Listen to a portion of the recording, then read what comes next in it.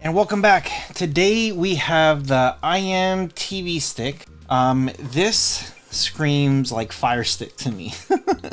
But it looks a lot cleaner and a lot smoother. So if you guys are brand new to the channel, consider subscribing. And if you are a returning subscriber, welcome back. Try to get you guys here the latest and greatest stuff. And if you guys are interested in stuff like this, shoot me an email, rohasentertainment@gmail.com. I'm going to try to hook you guys up with some of this stuff.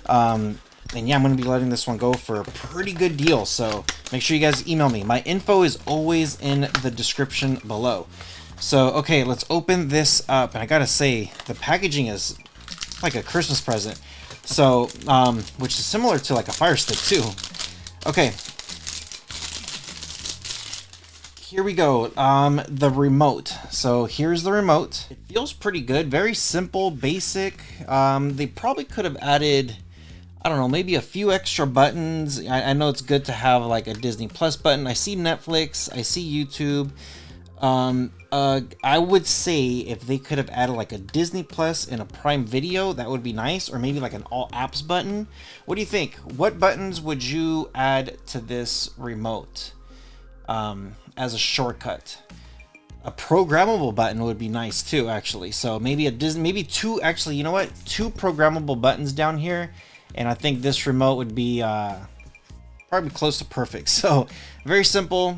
You got your directional keypad. It feels really good. It feels premium. You got your mic up here at the top, your power button, your home, reverse, a mouse. I wonder if it's going to be an air mouse or if it's going to be one that you have to hold the button. Personally, I do like the air mouses. So, and yeah, there is your plus and minus. Now, it does look like you do need two AAA batteries, so I got my own AAA batteries here that I'm going to be using. But I gotta say, the remote feels very, very nice.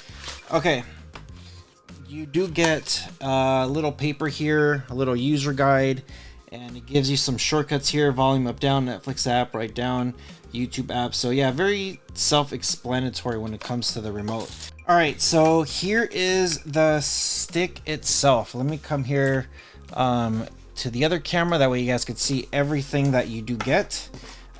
Pretty nice. It's not too bad. So here's the stick. It looks and feels very, very nice. Here's your HDMI already built in, USB already built in. You do have your power right there, and then you have a TF card slot if you want to add more. And it looks like maybe an audio cable. Oh no, your IR, that's what it is. So if you want to extend it, you could put an IR right there. So it's got a lot of options here to use. So it does have that extended cable. I do have my audio Quest here, which I can't use. So it's just going to be simple. You just connect this here like this, and then connect this to the other end, and then you should be good to go. Now, because this doesn't have a charging brick, we do have to use one of ours, and it is a USB-C, so I actually have a USB-C cable right there already, so I'm going to connect it to there, and that should be pretty much it. Very simple, very basic, nothing crazy. So let's go ahead and set this up now. Okay, so I got it set up. It's all there connected. I can't bring it all the way over here, but it's connected, as you guys can see. TV box looks pretty nice. Very simple. I like the logo. Looks like we are going to be opening up Android TV. Let me get my phone.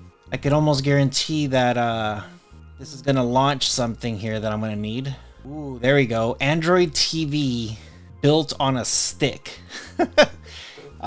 Yes, please. I am sold. So I didn't need my phone, but I know if I wanted to set this up with like smart things and stuff, yeah, it's there. I love it already. So extremely simple, extremely easy. Everything looks like it's downloading stuff. Whatever it has to do is like a slight delay. Wi-Fi is not connected.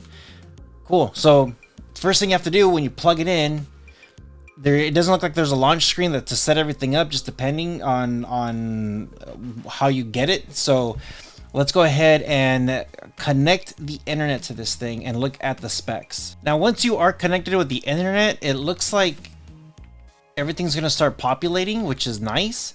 Let me come here to apps, and it looks like some stuff is already there. And it looks like there's a more apps section here. And there's more stuff in the background that you could add. So that's actually very, very nice. I wonder if I can get, Chrome. I can get Chrome directly on this thing. I didn't even notice if Chrome was on the outside or not. I'm just excited that it's there. Now, as I am typing in here, every time I hit a letter, it kind of like pops up instead of like light up. It's kind of weird how it does that. I don't know if I like that or not.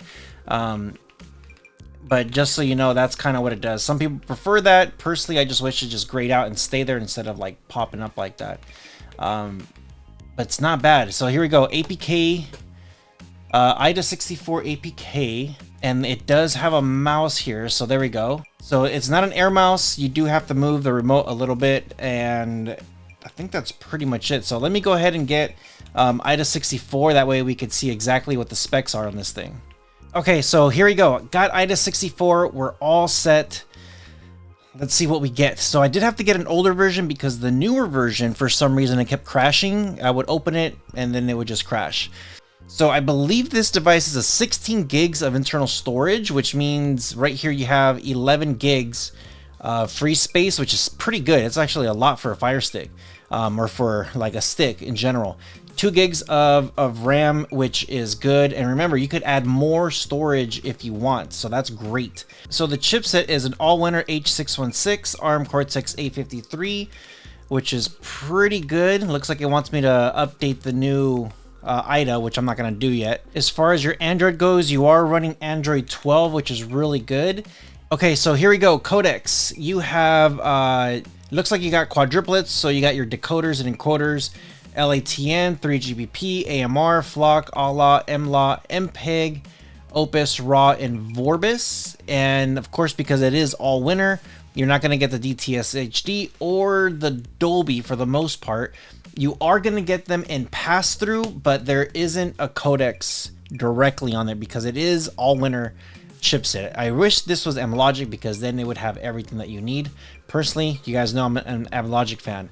So you got AVC, 3GPP, MP4 VES, VP8, VP9, H263, H264. Yeah, everything is going to be here on what you're going to want to get.